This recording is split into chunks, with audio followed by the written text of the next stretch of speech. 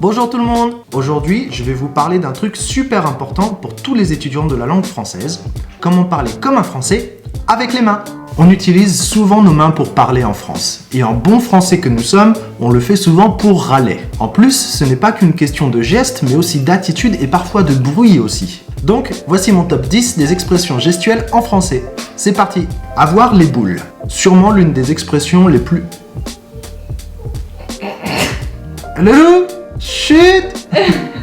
Là, par exemple, le Lolo qui chante dans sa chambre pendant que j'essaie de faire cet épisode, ça me met un peu les boules. Sûrement l'une des expressions les plus françaises qui soit. Cela signifie que l'on est en colère, ou plus précisément que l'on est écœuré par une situation. Tiens, salut papa, qu'est-ce que va pas? Oh là là, j'ai fait 15 minutes d'heures sup hier et je viens d'apprendre qu'elles allaient pas être payées. J'ai trop les boules!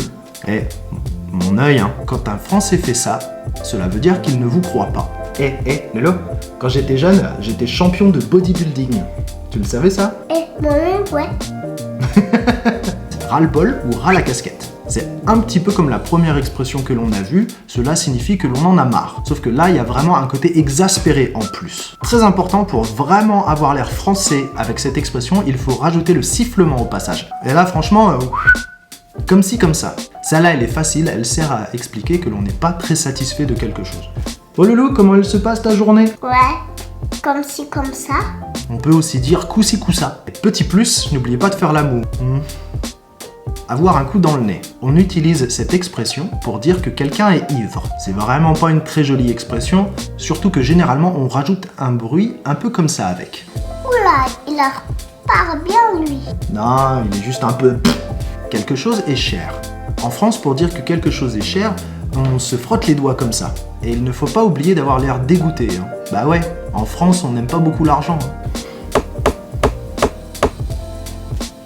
Ah, en voilà une autre bien française. On peut la faire de plusieurs façons, comme ça,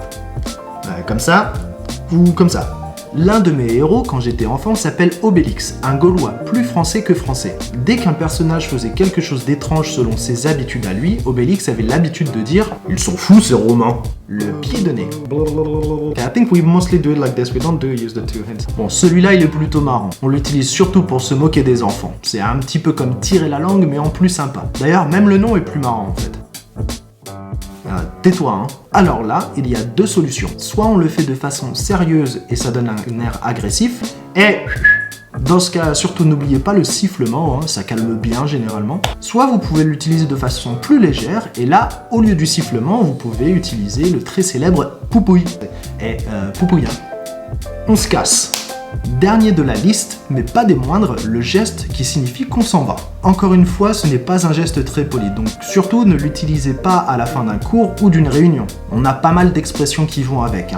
On se casse, on se tire, on se taille, on décare. Aucune d'entre elles n'est vraiment très jolie, mais si vous voulez passer pour un Français, vraiment ça passe. Mouah. Tiens, ça c'était bonus au passage. Voilà, c'était mon top 10 des expressions à faire avec les mains en français. Si vous en avez d'autres en tête, n'hésitez surtout pas à les mettre en commentaire. Bon allez, moi je me casse parce que vraiment j'en ai ras la casquette, alors poupouille, hein.